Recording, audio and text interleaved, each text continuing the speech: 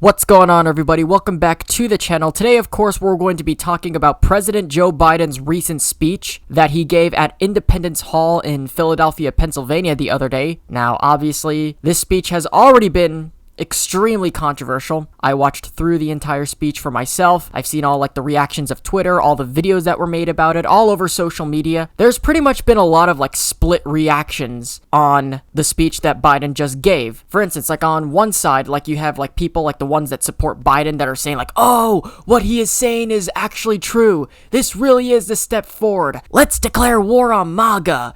Hashtag Dark Brandon. Basically saying that he was, right for saying what he said. And then on the other hand, you have others who are essentially just saying oh yeah, Biden's calling for unity, but he's calling out Orange Man, the previous sitting president, and some of his followers and supporters. I find it ironic that this speech was supposedly branded as some sort of unity thing of some sort, but seeing all the reactions to this speech and what he said in that speech seems like a pretty divisive speech that I feel was given to by the president. I'm not really quite so sure if this was intentional by his own key advisors for it to be this divisive, or if this really was the Biden administration's best answer and their best effort that they gave to give a unifying speech to the country. However, there is a ton that I personally take wrong with what was said by Joe Biden. Now, if you want to see the full speech for yourself, I'll link it down in the description below, as well as in a pinned comment, so you can,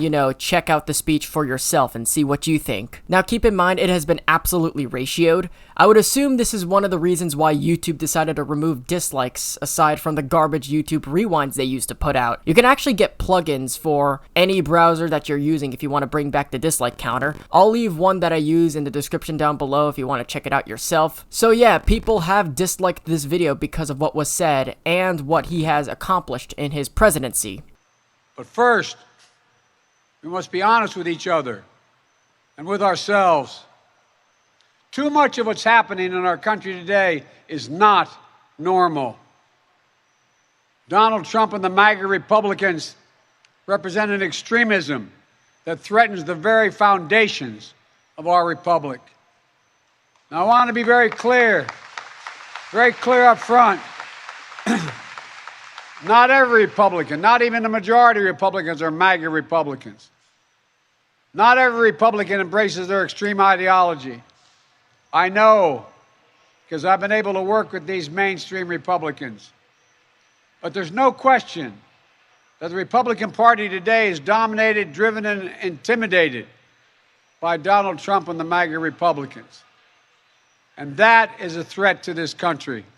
So, as you just saw in that clip in Biden's speech, this is obviously the main topic of the speech, and the part of the speech that is causing most of the controversies about it, and for good reasons. Joe Biden directly calls out former President Donald Trump and his supporters, and the entirety of the Republican Party, referring to them as authoritarian, as evil, as terrible. These people are a quote-unquote threat to democracy. He specifically goes after, the MAGA Republicans, which are most of the people that support Trump and his policies. Marjorie Taylor Greene, Lauren Boebert, Matt Gaetz, Ted Cruz, Ron DeSantis. All of these people, right? Some of you watching this. While he openly praises, quote-unquote, the true conservatives, the real Republicans. Yeah, like Mitt Romney, Liz Cheney, or John McCain, or Adam Kinzinger. The types of people who are willing to authorize and vote for more wars. The people who will work to essentially strip away my rights as an American rather than expanding upon them. People who have sold the country out. They've been rejected repeatedly for a reason. This is why MAGA exists. He sees that as a problem because it stops this monoparty system that has abused people for years, and there aren't enough rhinos and neocons left in the GOP anymore to get anything authorized that he wants authorized. If there's anyone that has attacked the concept of the rule of law or the Constitution of the United States over the last years, it is the government itself. I mean, take a look at what the government did in the past and see for yourself. it should be pretty obvious that you should have no trust in the government. It should be obvious that these people clearly have zero respect for the foundations of the United States and its Constitution. I would argue that the government does more to actively violate the Constitution, restrict and repeal my rights, and take my rights away from me as a person than they do to expand upon them. Guns in America are actually a perfect example of this. The government is actively trying to ban so-called assault weapons, taking guns away. That's one example. The NSA has been exposed by people like Edward Snowden for largely spying on every single US citizen in the entire country, infringing, by the way, the Fourth Amendment and, most likely, multiple other federal laws under US code in the process. This is exactly why MAGA even started to begin with. Also worth note, I just want to point something out real quickly about this speech, and this is something that a lot of people pointed out on social media and various other videos talking about this speech. Look at the backdrop of Biden's speech. Just take a look at that backdrop. Don't you think that's a little bit fucking creepy for a presidential speech? It is the most dire, foreboding, almost Orwellian backdrop to any presidential speech that I have ever seen in my entire life. Like, they got the fucking glaring red backlights. They got, like, like the U.S. Marines standing right behind him, deep in the shadows. Like, there's just, like, some sort of, like, Ingsoc Stalinist Gestapo members ready to take dissidents away. Oh, and by the way, having the U.S. Marines behind you like that during a political speech, looking like the fucking Gestapo, when the military is supposed to be specifically, nonpartisan, is, by the way, not a good look, not a good idea, and makes the whole situation worse. Like, this doesn't scream freedom to me. This does not look American whatsoever. This is exactly the kind of thing, like, if I was, like, flipping through a history book and I stumble upon this picture, the United States would not be the first thing that would come in mind. This is literally something that I would expect to see out of, like, Nazi Germany or Soviet Russia. Like, this literally looks just like a set from 1984 or like one of those dystopian movies. And some of the pictures that they took, like, actually, like, like the official photographer for, like, the speech and whatnot, and he was taking pictures. It's almost like they were, like, trying to depict Biden as, like, some sort of deranged war hawk authoritarian. And that's basically what this speech was. Nothing about this speech or about Biden's presidency has ever made me feel better about being an American. I never felt more free. I never felt more successful. I never felt more prosperous. I have never felt better as an American whatsoever. And the dislikes in that speech clearly show that many more people have the same thoughts as I do. And because I, as an American, oppose all of this, like, according to Biden in this speech, I am a far-right extremist. Even though I love my country, I support my country, I love this country and its history. I mean, I do talk about Hamilton a lot. Goes to show you how patriotic I am. I'm against gun control. I'm against spying on people. I support individual rights and liberty and justice for all. I am also anti-war. I am against the concept of sending our troops overseas to die, to fight in pointless wars and bombing countries for no reason. But still, according to Joe Biden in this speech, I am considered a far-right extremist because I happen to disagree with him. Biden is the one that has been frequently shot down because he has attempted numerous times to do unlawful and unconstitutional shit throughout his administration, including, but not limited to, race-based federal relief program to small businesses, race-based federal aid to farmers, race-based restaurant aid, those of which violated the 1964 Civil Rights Act. He's been struck down multiple times, over and over again, the CDC eviction moratorium, vaccine mandates for all U.S. workers via OSHA, forcing literally every business to mandate vaccines on their own employees, utilizing the Attorney General to investigate parents at school board meetings for complaining about critical race theory, various other attacks on energy drilling permitting. The list just goes on. I mean, this is insane. I really cannot think of any other presidents in the few years of their administration that specifically had so many of their own executive orders and laws that have been shot down or found unlawful or unconstitutional by the judicial system. We are just years into the Biden administration already. A significant bulk of what he could do is not done or already done right now. The midterm elections are coming up. As of now, we're about 60 days away. They're talking about Republicans are going to win a sizable amount of seats that they need to, at the very least, win back control and contend against what Biden is going to want to do in the last few years of his presidency. Keep in mind, some of those Republican seats are MAGA and America First candidates, in case you're wondering. In these years that Biden has been president, while all of his orders and laws are being ruled as unconstitutional, he's just been blaming Orange Man for everything. You know what I mean? And here's another hypocritical thing, and this is something a lot of people were pointing out on Twitter as well. Like, towards the end of his speech, he ends off by saying, quote, "You can't only love your country when you win." You can't love your country only when you win. It's fundamental.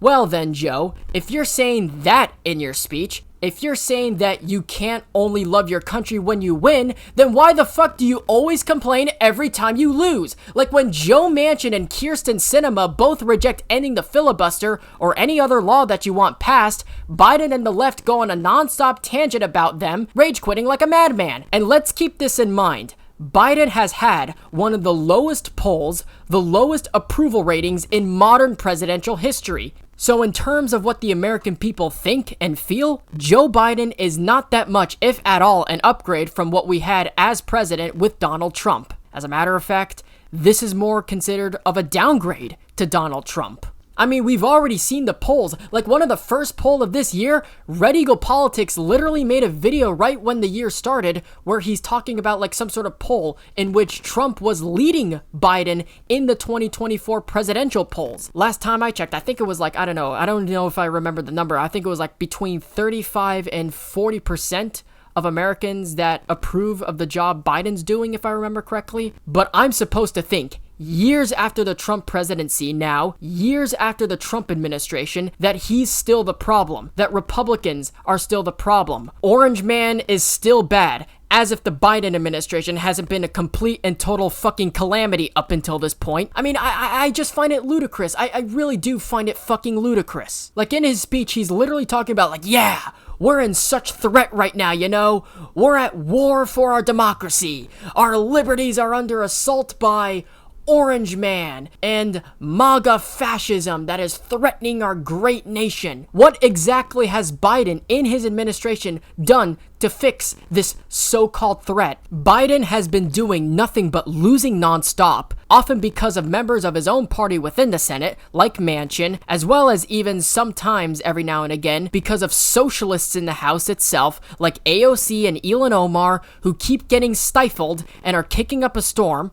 I would like to remind Biden, every opposition to what you've attempted to do, all the shortcomings in your own administration, is coming from your own fucking party. You have a tie-breaking vote in the Senate. You can't blame Republicans if something gets adjourned there. You still retain control of the House. You know, you have the gavel with Nancy Pelosi as its speaker. Your good old friend around the same age as you. What don't you have other than a Supreme Court that has been nothing but hesitant to take up any case unless something is really abysmally wrong? If anything, SCOTUS is usually panned for being too lazy to take cases up and work too slowly most of the goddamn time. Why are you blaming Donald Trump and the Republican Party for literally all the problems that have been going on in your administration and the country? What have you exactly done to solve all the problems that you are claiming exist? If there's any dysfunction, it's on you. You know, you're the president of the United States. You are the commander-in-chief. You're the leader of the free world. Your party controls the Senate with the 50-50 tiebreaker. Your party controls the House. You apparently have all these solutions. You know, you're already banking on a 2024 run despite the fact that you're over 80 goddamn years old and you're demented. So what the fuck have you done? What the fuck has you and your party done to fix any of these problems to make America freer, more successful, and more prosperous, and lead us away from this supposed threat that really isn't a threat to begin with? You're the leader of our country. You're supposed to be in charge of all this stuff, and I'm supposed to hold my nose and blindly put faith into you after everything that has happened under your administration, after all these misfortunes, the mismanagement, the bungling, and the fact that you have dementia, but I'm supposed to think and believe that this is the guy that's going to lead us into the right direction. Like this demented octogenarian who doesn't know what he's doing is going to be the one who will bring us into the next era of American prosperity and American success and American freedom, right? Meanwhile, you are doing nothing but failing miserably, and you are the one who is casting off a significant proportion of the US population as being deplorable or authoritarian and a quote-unquote threat to democracy without any legitimate underlying basis whatsoever. Usually you don't even bother explaining or giving any reasoning or logic to your claim whatsoever. Your supporters will still think and listen to whatever you're saying anyway, like the NPCs that they are. Some are even going as far as embracing that stupid hashtag Dark Brandon shtick. Oh, look at Joe Biden with the red backdrop and the US Marshals right behind him. He looks like he's about to start a war. He's even saying that democracy is at war too. Yeah, let's declare war on MAGA. This is for our democracy. That right there is the fucking point. This is not a good idea. And to all the supporters who are defending this speech, imagine if Trump made a speech like this, with the same exact backdrop where he's saying, well, democracy is under assault by those liberals. These radical left-wingers are a threat to our democracy and we're at war with them. Dude, he'd be called insane by the left and the legacy media. Again, look at the backdrop of that speech. Doesn't that backdrop look ominous for a presidential speech? This looks more like the kind of speech that you would expect from a president during wartime, in reference to like a foreign force of some sort. The whole point is because you're low in the polls, your approval rating sucks, Republicans are expected to take over the House, and the whole point is just to, you know, vex people up ahead of the midterms. That's essentially the crux of the speech. By the way, when the Democrats inevitably lose control of the House and potentially even the Senate, really that's when it's already game over. That's really when you start becoming a lame duck when you lose the House, and even worse when you lose the Senate. You're not going to be doing much of anything anyway at that point, and our economy is going down the goddamn fucking drain as we speak,